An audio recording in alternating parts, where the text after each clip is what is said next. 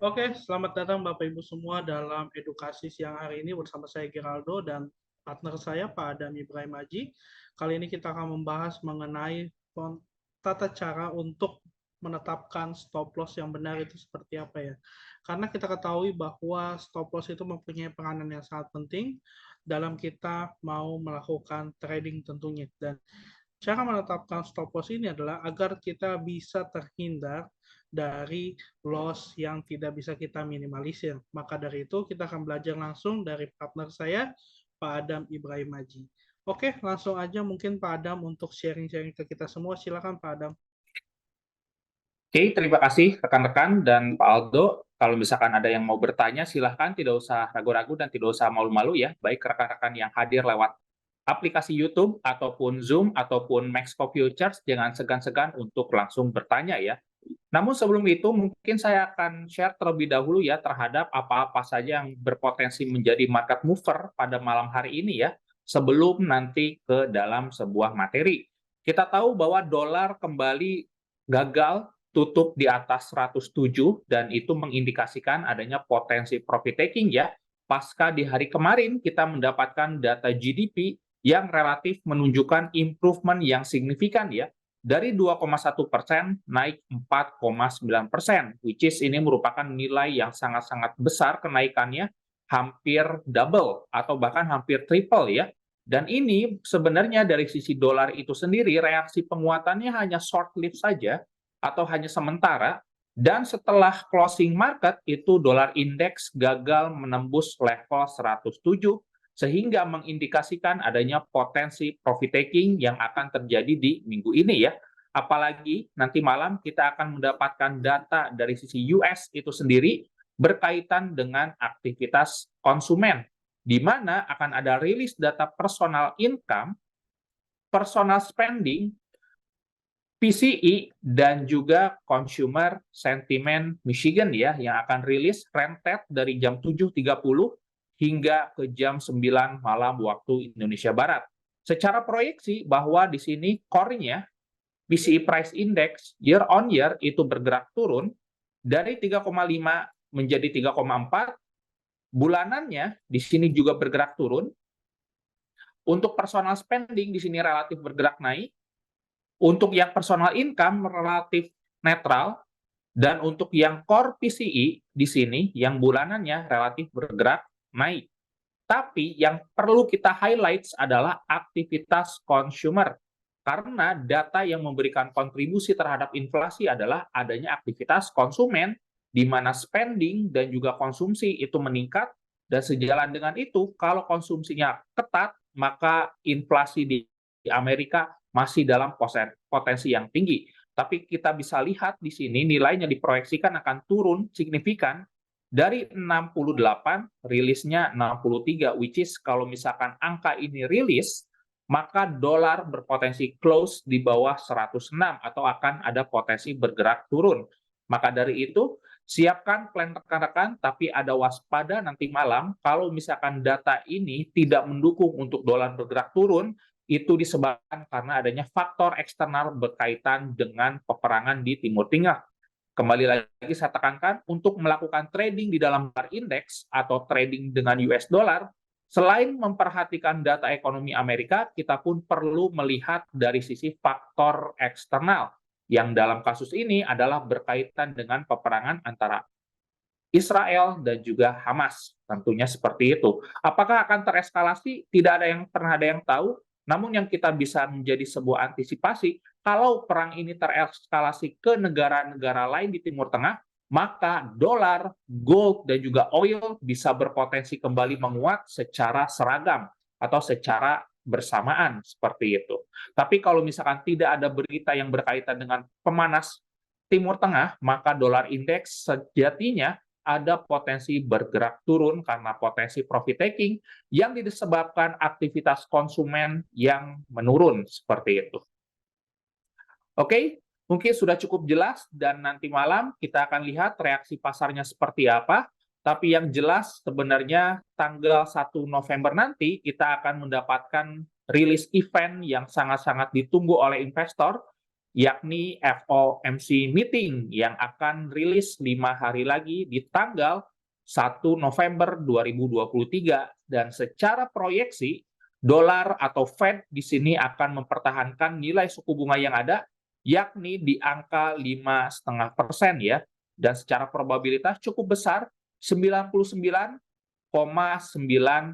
ya. Kita bisa lihat di sini angkanya cukup menunjukkan adanya kepastian Fed akan mempertahankan nilai suku bunga yang ada.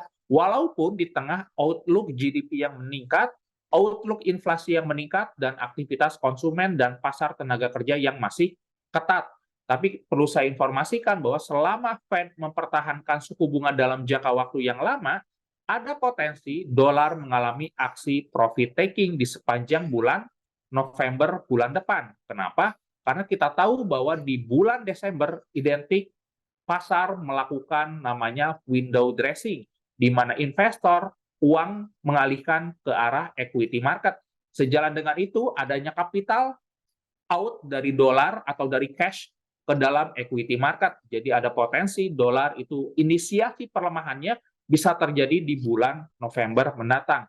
Tapi itu pun kembali lagi perlu dikonfirmasi bagaimana FOMC meeting ini proyeksinya seperti apa dan data apa yang mendukung untuk dolar melemah selain dari data aktivitas konsumen. Dan selain data aktivitas konsumen, kita akan mendapatkan data di minggu depannya ketika rilis US NFP di tanggal 3 November 2023. Itu merupakan katalis apakah dolar akan kembali bergerak turun atau masih relatif steady atau tetap di angka 106, seperti itu. Mungkin sebelum ke materi, saya akan share terlebih dahulu ya potensi dolar indeks seperti apa. Ini merupakan chart dolar indeks di time frame H1, which is sebenarnya kita masih mendapatkan pergerakan yang relatif belum begitu jelas ya.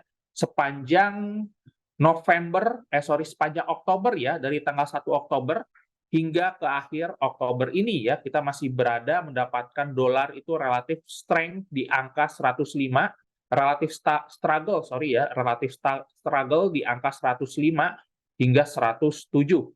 Tapi kalau misalkan kita bisa mendapatkan adanya semacam daily close di bawah dari level 106 atau katakanlah di bawah dari low yang terbentuk di area ini, karena ini sejatinya tadi hanya adalah sebuah resisten dan sekarang sedang diuji apakah ada potensi menjadi sebuah support atau tidak. Kalau misalkan 106,6 ini ditembus, maka dolar indeks dalam jangka waktu medium termnya itu bisa revisit ke 106 bahkan ke 105,900. Ini merupakan area yang mungkin sekali direvisit oleh dolar indeks jika dan hanya jika kalau sentimen consumer Michigan nanti malam mencatatkan nilai yang menurun atau menunjukkan nilai yang turun lah seperti itu. Kemudian kalau misalkan dolar gagal close di bawah level 106,600 ya mungkin harga akan relatif berosilasi menuju kembali level 107. Dan ini akan terjadi kalau misalkan terjadi semacam sentimen ketakutan berkaitan dengan peperangan Timur Tengah. Jadi ada dua skenario apa yang membuat dolar bisa bergerak naik atau turun. Tapi secara potensi dolar relatif bergerak turun karena adanya potensi profit taking yang disebabkan aktivitas konsumen yang mereda. Tapi skenario ini akan gagal bila mana terjadi peperangan yang tereskalasi di Timur Tengah bisa mendorong dolar kembali menguat ke level 107, apa yang saya tandai menggunakan garis horizontal berwarna hitam, seperti itu. Oke, itu saja mungkin. Lanjut kita ke materi ya. Pada siang hari ini kita akan bahas mengenai tips jitu menggunakan atau meletakkan stop loss ya, yang which is ini merupakan topik yang sering sekali dibahas oleh trader bahwa stop loss itu seperti jemputan. Ketika kita menggunakan stop loss, harga hanya akan menyentuh area stop loss kita, barulah harga akan berbalik sesuai dengan analisis kita. Permasalahannya itu sebenarnya bagaimana cara kita melihat dan meletakkan stop loss yang ideal itu di mana. Nah, di sini mungkin saya akan share bagaimana cara meletakkan stop loss yang ideal dan juga berapa nilai pips yang ideal untuk meletakkan stop loss tentunya. Mungkin di sini saya akan coba share screen terlebih dahulu ya. tips jitu menggunakan stop loss. Nah, kenapa sih kok stop loss itu penting? Mengapa stop loss itu perlu digunakan? Yang pertama, kita agar tidak terekspos terhadap sebuah resiko yang tidak dapat diproyeksikan. Pasar memang bisa bergerak sideways. Pasar memang bisa bergerak trending. Pasar memang bisa bergerak choppy ya. Tapi sekalinya kita terseret di dalam sebuah pasar yang trending, inilah yang waspada ya. Kenapa? Karena ketika pasar trending, pergerakan koreksi itu akan minim, itu yang pertama. Yang kedua, kita akan terekspos terhadap movement yang relatif tinggi atau cukup besar pergerakannya. Maka dari itu, disinilah stop loss menjadi peranan penting untuk membatasi kerugian kita saat pasar trending, karena kita salah dalam mengambil sebuah posisi, apalagi misalkan kita melakukan pembelian di pucuk atau penjualan di lembah. Sekalinya kena reversal, itu bisa membuat akun balance kita tergerus dengan cukup signifikan, atau kita akan terekspos terhadap sebuah resiko yang tidak bisa diproyeksikan.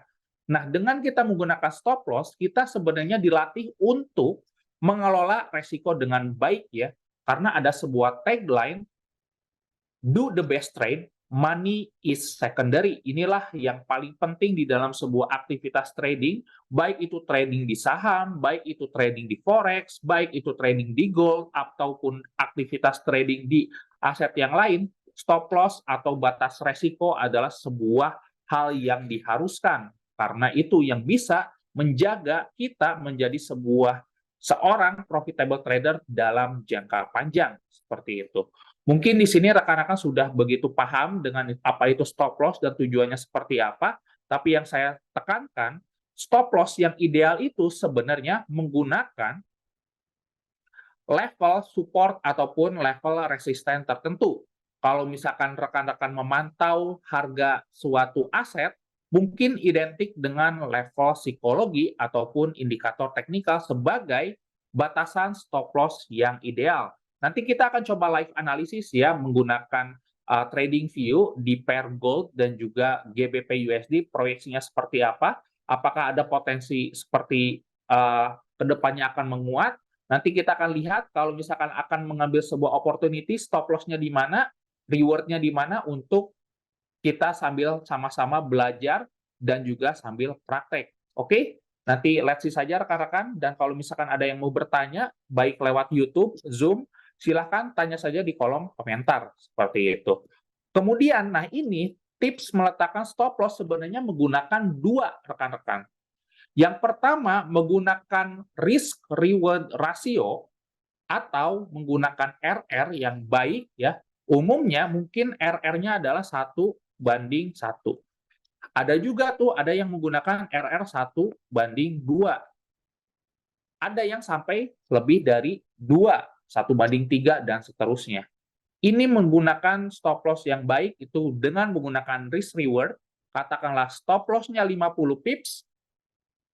Kalau 1:1 berarti take profit-nya pun 50 pips. Kalau 1:2, stop loss-nya 50 pips, take profit-nya 100 pips. Nanti kita akan lihat. Kemudian, ketika kita sudah menghitung risk reward-nya berapa, kita konfirmasikan dengan price action, di mana kita harus meletakkan stop loss. Tapi price action ini tentu perlu didukung oleh adanya level support dan resisten, apa yang saya sudah sampaikan di slide sebelumnya, yakni kalau kita ingin menggunakan stop loss yang bagus, itu letakkan level support dan letakkan SL di antara level support ataupun resisten. Letakkan stop loss Anda itu di bawah level support atau di atas level resisten, untuk mengindikasikan kalau harga menyentuh stop loss kita, berarti secara tidak langsung trennya itu berubah atau analisis kita perlu di cover ulang, seperti itu. Oke, itu saja. Nah, kita akan coba praktek, tapi kalau misalkan rekan-rekan ingin request, misalkan pair Euro USD ataupun di luar ini, silakan, tidak usah malu-malu, tidak usah ragu-ragu. Mungkin sebelum ke live analisisnya, saya izin minum terlebih dahulu ya, rekan-rekan. Oke, thank you Pak Adam untuk penjelasannya mengenai tentang webinar pada siang hari ini. Baik, rekan-rekan yang ingin bertanya itu boleh ya, ataupun mengenai materi yang sudah dijelaskan tadi, sebelum nanti kita akan melakukan live analysis dari pound sterling terhadap gold juga, ini teman-teman boleh bertanya ya. Jadi kalau teman-teman di YouTube mau langsung tanya, teman-teman di Zoom mau langsung tanya, silakan ya. Oke, sambil menunggu pertanyaan, kita mulai saja mungkin Pak Adam dari live analysis dari pound sterling USD dan gold market. Oke, terima kasih Pak Aldo ya. Kita akan coba live analisis sama-sama ya, potensi pound sterling dolar itu seperti apa, dan apakah ada indikasi menguat atau ada tanda-tanda gejala untuk bergerak turun ya. Kita akan lihat terlebih dahulu ya di time frame daily, yang which is merupakan time frame besaran untuk kita melakukan intraday. Nah, kita lihat bahwa secara tren pound sterling US dollar itu sebenarnya sudah turun kurang lebih 1 kuartal lebih ya, semenjak Juli hingga bulan September yang lalu. Dan kalau kita lihat secara teknikal, di area ini rekan-rekan, itu ada semacam area gap ya, yang which is signifikan bisa berpotensi menahan harga agar tidak turun jauh lebih dalam. Seperti itu. Karena semenjak kita lihat area gap ini, terjadi semacam pergerakan rally yang cukup signifikan, dan ketika revisit kembali ke area ini, tepatnya di level 1.21200, GBP USD kembali melanjutkan traksi penguatan walaupun hanya temporer. Nah, ini ketika harga kembali bergerak turun, sebenarnya ini ada cikal bakal terjadinya semacam rejection kembali di sini ya. Dan kita bisa lihat bahwa closing di hari kemarin itu membentuk candle seperti hammer, yang which is ini merupakan candle tanda-tanda pembalikan tren itu sendiri. Nah, kita akan coba lihat di dalam time frame yang jauh lebih kecil, kita akan analisis di sini seperti apa proyeksinya, dan kita bisa lihat bahwa di sini semacam adanya price action candle morning star ya, di mana bearish itu sudah dikalahkan oleh candle bullish. Artinya, psikologi pasar, seller itu relatif sudah dikalahkan oleh buyer di time frame H4 ya, seperti itu. Nah, kita tahu bahwa low yang ini mungkin saya akan hapus ya, karena rekan-rekan sudah tahu bahwa area ini merupakan dekat dengan area gap. Low yang terbentuk di area ini merupakan sebuah area support nih rekan-rekan nih. Ya, letaknya boleh di bawah sini atau mau di dekat body di area ini, itu boleh rekan-rekan silahkan. Tapi saya lebih suka menggunakan level psikologi ya. Di sini mungkin saya akan letakkan stop loss-nya di level 2080, yakni level psikologi 2080 atau level bilangan bulat. Dan secara tren, kita kalau misalkan di zoom out kembali ke time frame yang jauh lebih kecil, sebenarnya dari sisi price, ini relatif bergerak koreksi turun ya. Karena apa? Kalau misalkan kita gabungkan titik tertinggi di sini, yang dua, kalau misalkan kita tarik trend line, ini sebenarnya sudah relatif invalid ya, downtrend di sini. Dan harga tidak mampu menembus level psikologi 1.20800. Sejalan dengan itu, kita bisa melakukan analisis pembelian terhadap pound sterling US dollar ya. Karena secara tren kita bisa lihat ini merupakan tanda-tanda gejala reversal, dan berkali-kali harga gagal menembus level bilangan 20800 ini rekan-rekan. Jadi kita bisa menggunakan atau mengambil peluang pembelian. Permasalahannya di mana stop loss-nya? Nah, kembali lagi, identifikasi dulu area support resisten yang signifikannya di mana, kemudian kita lihat ada semacam price action apa. Price action itu sederhananya candlestick lah, walaupun kalau dijabarkan price action itu segala sesuatu yang dilihat di dalam chart. Entah itu candlestick, apa itu chart pattern, apa itu support resisten, supply demand, itu semua bagian dari price action. seperti itu. Tapi alangkah jauh lebih powerful untuk kita bisa meletakkan stop loss yang ideal itu mengkombinasikan support resisten dengan price action atau candlestick itu sendiri ya, apa yang sudah saya share di slide seperti itu. Nah, kita sudah dapat nih. Nah, di TradingView umumnya itu ada fitur buy dan short position di sini ya. Saya misalkan ambil pembelian pada saat ini. Nah, stop loss-nya di mana? Stop loss-nya itu di bawah dari low candle yang terbentuk di area ini ya. Sebenarnya low-nya di area ini. Nah, di level 1.20666.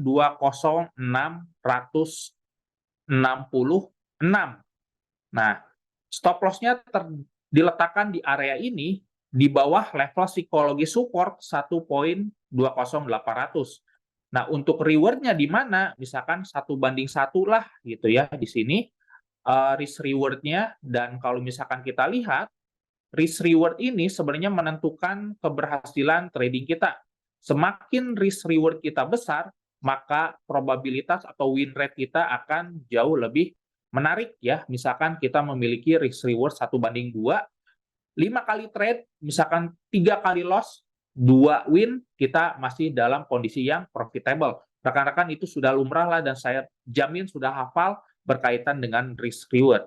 Nah, kita sudah dapat nih, kita bisa melakukan pembelian pada saat level sekarang, atau rekan-rekan kalau misalkan jauh lebih konservatif, itu bisa melakukan limit di sekitar area ini ya, yang terbentuk di angka 1.21, di mana ini merupakan level bilangan bulat, seperti itu. Nah, kita sudah lihat nih rekan-rekan, jadi secara tren bahwa pound sterling memang dalam jangka panjang ini bergerak turun sudah cukup panjang, tapi tren turun ini ada potensi gejala reversal. Nah, kalau misalkan kita berasumsi pound sterling ini akan menguat dalam jangka waktu pendek karena adanya aksi profit taking, misalkan kita ingin melakukan pembelian, stop loss yang ideal di mana? Lihat support resistennya di mana, itu yang pertama. Yang kedua, lihat candlestick-nya ada price action seperti apa. Kalau yang saya katakan di sini, ini ada semacam Morningstar, yang which is ini merupakan sebuah candle yang mengalahkan candle seller sebelumnya. Bahkan kalau misalkan dilihat, ini menelan hampir 3 candle di candle sebelumnya di time frame H4. Jadi sejalan dengan itu, proyeksinya menurut pandangan saya, ada indikasi bisa menguat ke angka 1.21800 ya. Seperti itu. Ini untuk pound sterling US dollar. Nah, bagaimana dengan gold? Nah, untuk gold sebenarnya kita identifikasi dulu sama ya, seperti apa yang saya lakukan ketika menganalisis pound sterling US dollar. Kita lihat dulu di time frame yang besar, di time frame daily tentunya, untuk melihat area support resisten yang relatif kuat atau relatif major seperti itu. Nah, kita bisa lihat bahwa level 2000 ini merupakan peranan yang signifikan. Kalau misalkan harga bisa close di atas 2000, maka ini merupakan sebuah tanda tensi di Middle East itu kembali tereskalasi. Tapi kalau misalkan masih berada di bawah level 2000, sebenarnya secara price action, ini sebenarnya bisa konsolidasi atau relatif sideways di sekitar range berikut ya. Mungkin saya akan coba lihat ke time frame yang jauh lebih kecil untuk melihat adanya pola support resistennya di mana. Kita bisa identifikasi bahwa di sini ada relatif area support yang minor ya, yang mananya tadinya sebuah resisten ketika kembali bergerak naik. Mungkin saya akan tandai di sini juga. Ketika bergerak naik dan close, ketika harga ingin turun tapi gagal menembus area ini. Dan sejalan dengan itu, maka kita bisa lihat gabungkan dari low di sini 1, 2, 3 relatif masih bergerak uptrend rekan-rekan. Nah, kita bisa lihat bahwa oke, ini masih relatif bergerak di dalam sebuah channel yang uptrend ya. Jadi ada indikasi mungkin bisa revisit ke 2000. Permasalahannya di mana kita letakkan stop loss-nya?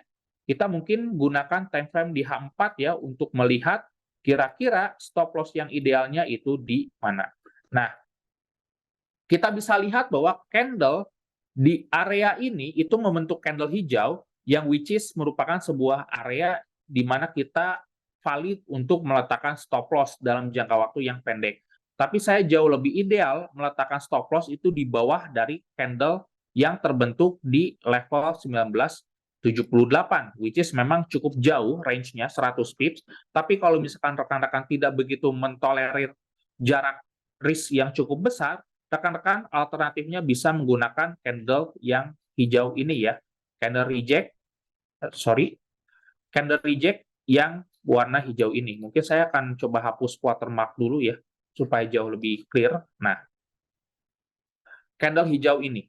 Jadi rekan-rekan bisa melakukan pembelian pada saat di harga sekarang, stop loss-nya mungkin di bawah dari candle ini, atau kalau jauh ingin lebih valid, di bawah dari low atau shadow yang terbentuk di candle hijau ini.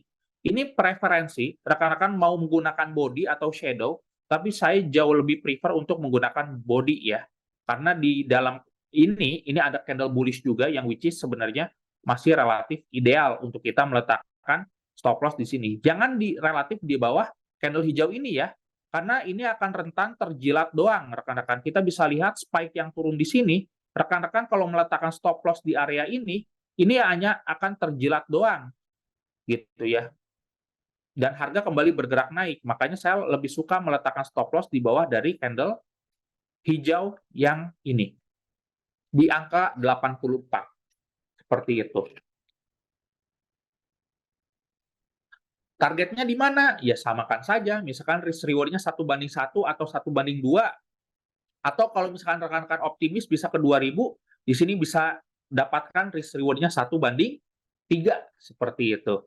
Jadi menarik untuk kita bahas meletakkan stop loss-nya di mana, karena stop loss itu akan erat kaitannya dengan resiko, dan bagaimana cara kita mengukur resiko ini supaya tidak hanya terjilat doang, udah gitu berbalik sesuai dengan analisis kita, lihat support resisten dan price action, khususnya candlestick. Jadi kalau ingin meletakkan stop loss yang baik dan juga ideal, rekan-rekan riset yang mendalam mengenai candlestick itu seperti apa, dan bagaimana cara meletakkan stop loss yang ideal berdasarkan candlestick pattern atau candlestick chart itu sendiri. Oke, saya serahkan ke Aldo untuk kalau misalkan ada yang mau bertanya ataupun ada yang mau request ya. Saya izin minum lagi terlebih. Yang pertama, jika taruh di level support atau resisten, bukannya terlalu jauh jadinya untuk resiko untuk scalper. Itu pertanyaan pertama. Kemudian, pertanyaan kedua, bisa nggak contohin mungkin di time frame kecil, yaitu di M30 ataupun di H1, karena tadi kan kita lebih banyak lihat pada daily ataupun H4. Dan yang terakhir, bagaimana nih Pak Adam, kalau misalnya ada berita yang muncul, baik itu medium ataupun high impact ketika kita trading. Nah, itu sih untuk menjawab semua pertanyaan. Karena pertanyaan ini dari satu orang saja, tapi dia banyak yang dia tanyakan. Oke, ini terima kasih ya pertanyaannya sangat mengcover untuk pemula, dan juga di sini saya mungkin akan terapkan prinsip di mana kalau kita ingin melakukan trading yang cukup ideal untuk melakukan scalping memang bisa, tapi rekan-rekan harus ketat terhadap manajemen resiko ya. Kenapa? Karena kalau misalkan kita trading di time frame yang jauh lebih kecil, itu akan sekali banyak noise-nya atau pergerakan yang relatif liar atau fluktuasinya tidak begitu ideal dan tidak wajar. Jadi kalau misalkan kita ingin melakukan scalping, itu pun bisa menggunakan time frame M15 sebagai basis untuk kita melakukan entry gitu ya. Untuk analisisnya mungkin paling besar di time frame H4 terlebih dahulu ya, untuk melihat kira-kira kecenderungan trennya seperti apa, dan yang sudah saya katakan untuk di time frame besarnya itu harga sedang bergerak naik. Nah, oke, katakanlah kita ingin melakukan scalping, mengambil 1-2 poin, ya sudah, lihat saja.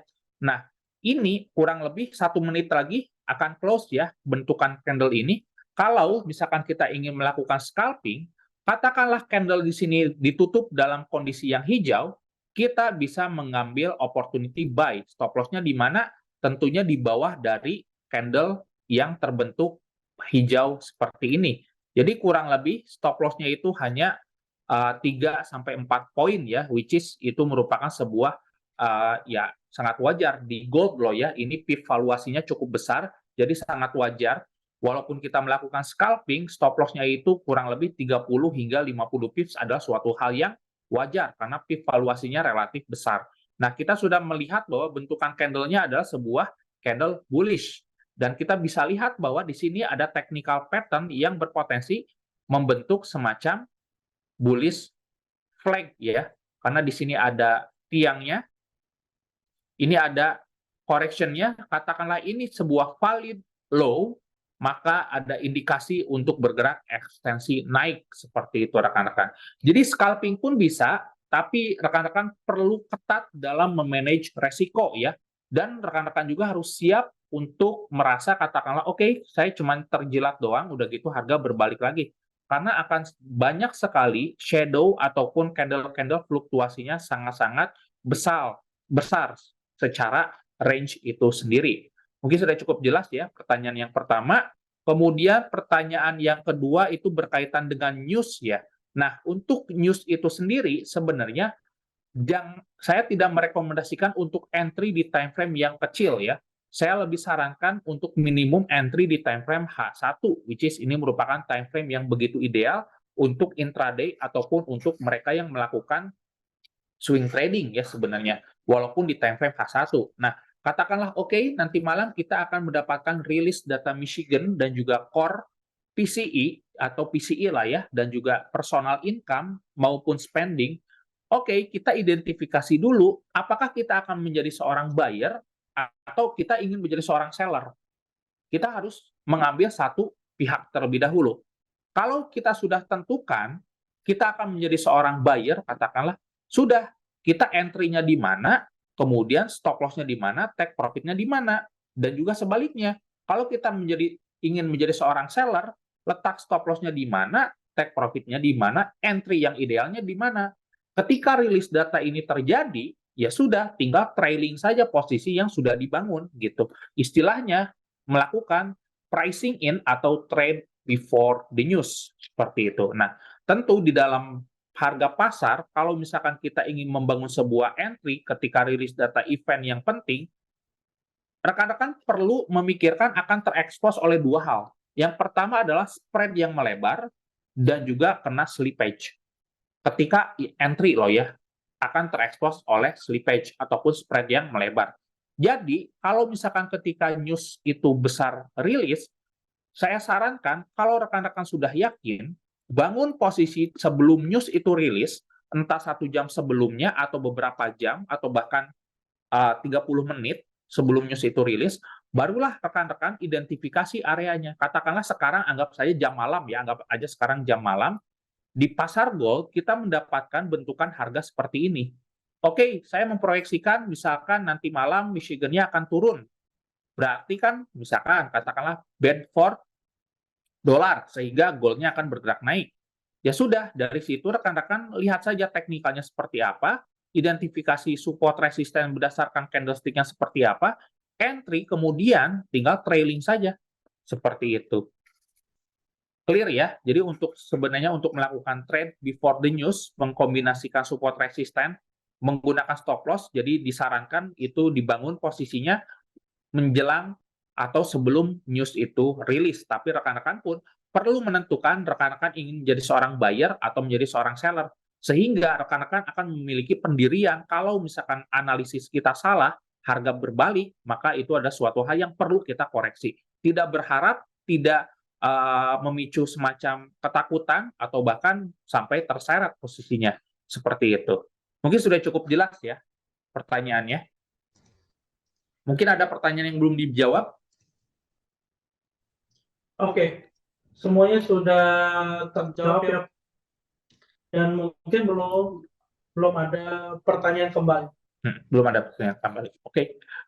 Mungkin kalau misalkan tidak ada pertanyaan kembali, nah di sini ada request mungkin ya, Nasdaq dari Muhammad Iksan Ramdhani ya. Oke, kita akan lihat Nasdaq ya.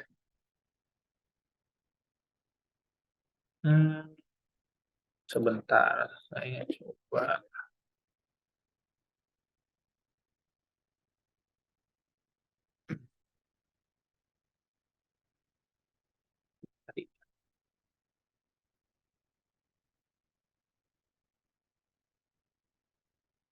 Oke, kita lihat Nasdaq terlebih dahulu ya. Mungkin di time frame daily deh. Nah, oke, secara price Nasdaq baru saja menembus level 14.600 dan membentuk low yang jauh lebih rendah. Tapi kalau misalkan kita lihat bahwa rekan-rekan, kita perlu mengidentifikasi dulu di sini merupakan sebuah tren turun yang terbentuk di dalam zona atau time frame yang begitu besar ya. Nah, kemudian kalau misalkan rekan-rekan ingin mengambil opportunity di Nasdaq ini, kita harus lihat terlebih dahulu dari sisi support resistennya itu ada di mana. Yang pertama, kita lihat bahwa di area ini itu terdapat sebuah area yang signifikan dan sempat ditembus ketika retest harga bergerak naik. Nah, pada saat ini kita bisa lihat bahwa Nasdaq itu sebenarnya close di bawah area support di sini ya, atau area demand. Kita mungkin kasih zona hijau untuk area demand di sini dan garis putus-putus untuk area resistennya atau level resisten. Kemudian kita akan lihat di time frame yang jauh lebih kecil. Nah, oke, misalkan rekan-rekan di sini masih kekeh, oke, walaupun menembus support sebenarnya ada potensi harga bergerak naik membentuk higher low. Oke, itu sebenarnya make sense.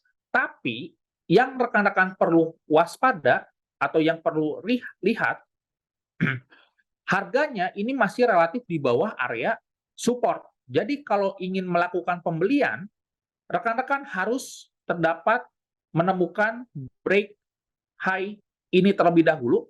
Ketika retest, rekan-rekan baru masuk di sini untuk mengincar pergerakan ekstensi.